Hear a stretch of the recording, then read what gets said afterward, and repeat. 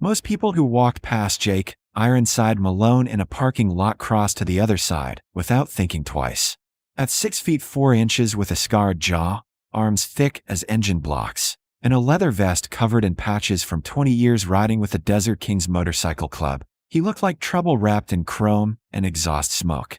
But on a cold February afternoon outside a roadside diner in Barstow, California, a small voice cut through the rumble of idling Harleys and changed everything Jake thought he knew about his own past. "Excuse me, mister. Do I look like my dad?" The question came from a boy no older than 7, standing alone near the diner's front window with his hands shoved deep into the pockets of a coat 2 sizes too big. His brown hair stuck up in uneven tufts, and his sneakers were held together with duct tape. But it was his eyes, dark, serious, searching, that made Jake pause mid-stride. Jake glanced around, expecting a parent to appear and reclaim the kid.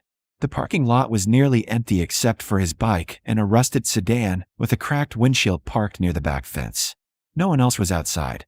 "Kid," Jake said carefully, "where's your folks?" The boy tilted his head slightly, studying Jake's face with an intensity that felt almost unsettling. "Do I look like my dad?" he asked again, softer this time. Jake shifted his weight, uncomfortable. "I don't know your dad, so I couldn't tell you." The boy nodded slowly, as if that answer confirmed something. Then he turned and walked back toward the diner entrance, disappearing inside before Jake could say anything else. Inside, the diner smelled like burnt coffee and frying bacon. A handful of truckers slouched in booths, and a waitress wiped down the counter with mechanical efficiency. Jake took a seat at the far end and ordered black coffee, trying to shake off the strange encounter. But 10 minutes later, the boy appeared again, this time standing directly beside Jake's booth. "Do I look like my dad?" Jake set his mug down and exhaled slowly. "Look, kid, I already told you." "I know," the boy interrupted gently. "But do I?" There was something desperate in the question now, something that made Jake's chest tighten. He studied the boy's face more carefully this time. The shape of his nose, the way his eyebrows angled slightly downward, the small scar above his left eyebrow. And then Jake's blood went cold, because he knew that scar. He'd seen it before, in a mirror, on his own face, burned 23 years ago when he'd fallen off a bike as a kid and split his head open on gravel. "What's your name?" Jake asked quietly. "Ethan," the boy said. "Where's your mom, Ethan?" Ethan pointed toward a booth near the back corner where a thin woman sat hunched over a cup of tea, staring out the window as if she were watching something far away. Her face was pale, and her hands trembled slightly as she lifted the cup to her lips. Jake's stomach dropped, because he recognized her, too. Her name was Claire. And 23 years ago, before Jake had joined the Desert Kings and spent 2 decades running from everything he'd left behind, she had been the girl he loved more than anything in the world. The girl he'd walked away from when he was 18 and too stupid to understand what he was throwing away. "Does your mom know you're talking to me?" Jake asked, his voice barely steady. Ethan shook his head. "She told me to stay at the table. But I wanted to see if you were really him." "Really who?" "My dad." Jake's hands clenched into fists beneath the table. His heart hammered against his ribs. "Kid, I think you've got me confused with, she has a picture," Ethan said quietly. "In her wallet. You look just like it, except older. And you have the same vest. The same patches." For a moment, Jake couldn't breathe. Because if what this boy was saying was true, then Jake Malone, who had spent 23 years convincing himself he'd made the right choice by leaving Barstow, by cutting ties, by becoming someone else, had a son he never knew existed. He looked past Ethan toward the booth where Claire sat, and as if she felt his gaze, she slowly turned her head. Their eyes met across the diner. And in that instant, Jake saw the truth written plainly on her face. The exhaustion, the fear, the resignation of someone who had carried a secret for far too long. She stood up slowly, her hands gripping the edge of the table for support. And as she walked toward him, Jake realized the question wasn't whether Ethan looked like his dad.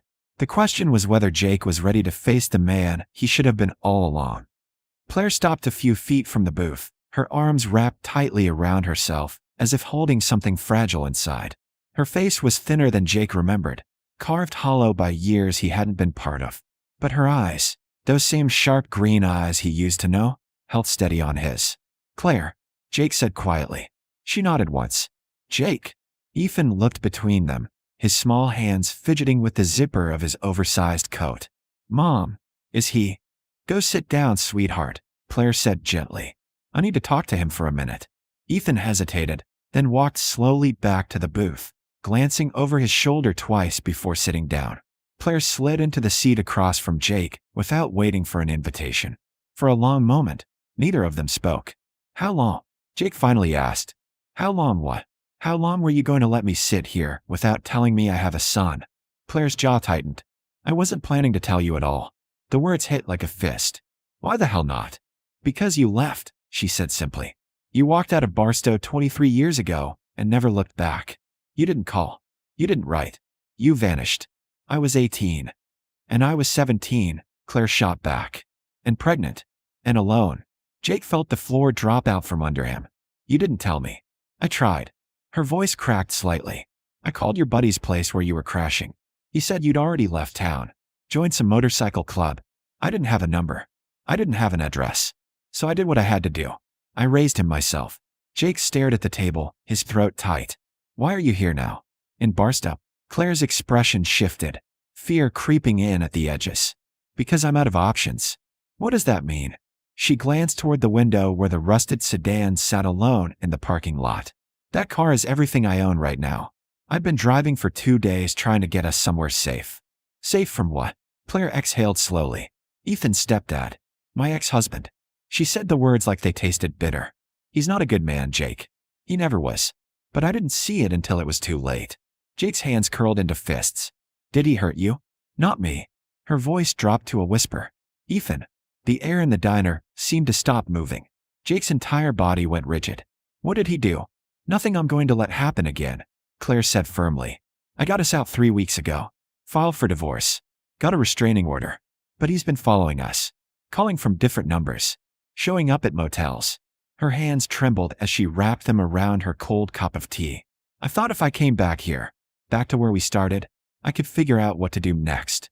Jake's mind raced. Does he know where you are now? I don't think so. We've been moving every night. Ender broke. It wasn't a question. Claire's silence was answer enough. Jake leaned forward. How much do you need? I'm not asking you for money. I didn't say you were asking. I'm offering. Claire shook her head. I didn't come here to dump this on you, Jake. I came here because I was out of places to go. Ethan saw your bike in the parking lot and recognized the patches from the picture I kept. He wanted to see if it was really you. She looked away. I should have stopped him. I'm glad you didn't. She met his eyes again, surprised.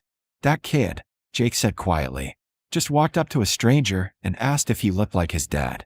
You know how much guts that takes. He's been asking me about you for years, Claire admitted. I told him you were gone, that you had a different life, that it wasn't his fault. Jake's chest ached. It wasn't. I know that. But he doesn't. Across the diner, Ethan sat alone in the booth, swinging his legs and staring down at the table. Jake watched him for a long moment, something shifting inside him, something he hadn't felt in years. Responsibility. Purpose. Fear. Let me help, Jake said. You don't owe us anything. Maybe not. But he deserves better than this. Jake nodded toward the parking lot. And so do you. Claire's eyes filled with tears she refused to let fall. I can't ask you to. You're not asking. I'm telling you. Jake pulled out his phone and sent a quick text. I've got brothers an hour from here. Good people. They'll help us figure this out. Jake, that kid asked me if he looks like his dad. Jake said, his voice rough. And the answer is yes. He does. Which means I've got 23 years to make up for. He paused. So let me start now. Claire stared at him for a long time, searching his face for something. Doubt, maybe, or dishonesty. But all she found was the same boy she'd loved a lifetime ago. Older and scarred, but still there beneath the leather and years. Finally, she nodded. And for the first time in weeks, she let herself believe that maybe, just maybe, they weren't alone anymore.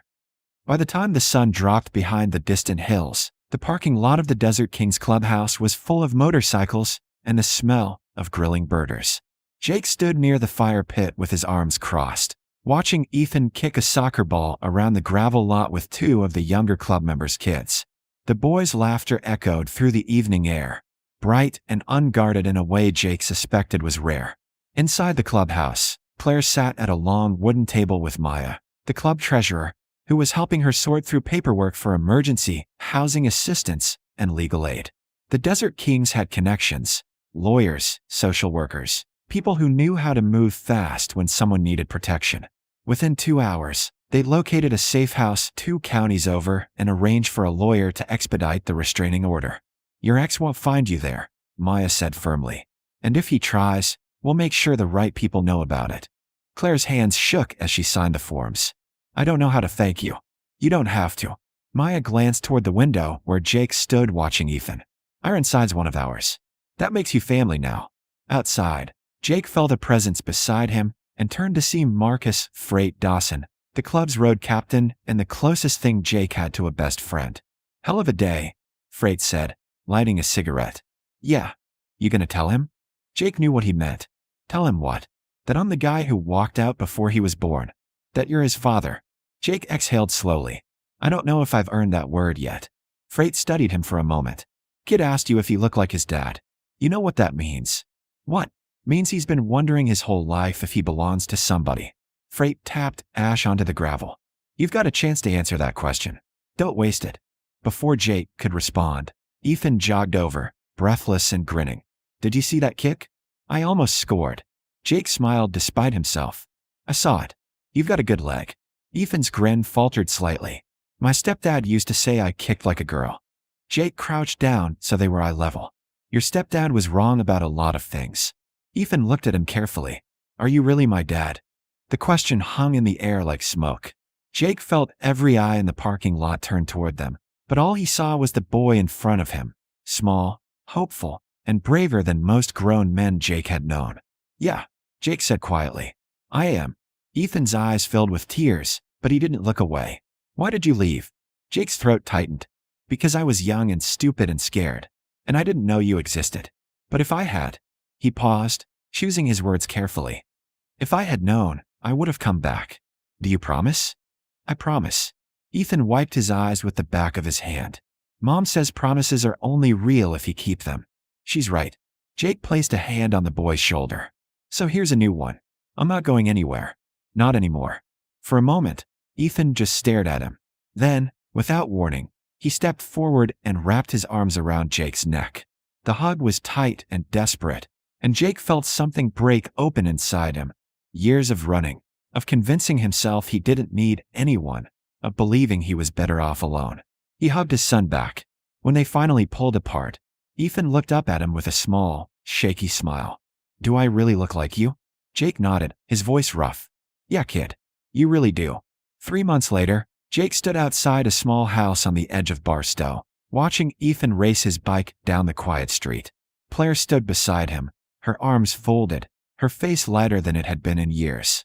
"He's doing better," she said. "So are you." She nodded. The divorce had been finalized. The restraining order held.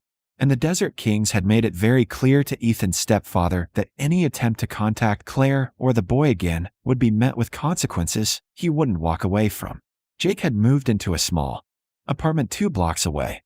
He worked at a garage during the week and spent weekends with Ethan, teaching him to fix engines, riding bikes through the desert, and slowly building the kind of relationship that couldn't be rushed. He asked if he'd come to his school thing next week, Claire said. "Career day." Jake raised an eyebrow. "You want me to show up on a Harley?" He specifically requested it. Jake smiled. "Then I'll be there." As the sun set over the desert, Ethan circled back toward the house and skidded to a stop in front of them, breathless and grinning. "Did you see how fast I went?" "I saw," Jake said. "You're getting good." Ethan looked up at him, his expression suddenly serious. "Hey, Dad." It was the first time he'd said the word without hesitation. Jake's chest tightened. "Yeah, buddy. Thanks for coming back." Jake crouched down and rested a hand on his son's shoulder. "Thanks for finding me." And as the 3 of them stood together in the fading light, Jake realized something he'd spent 20 years running from. Sometimes the life you're supposed to live doesn't start until you stop running and finally come home.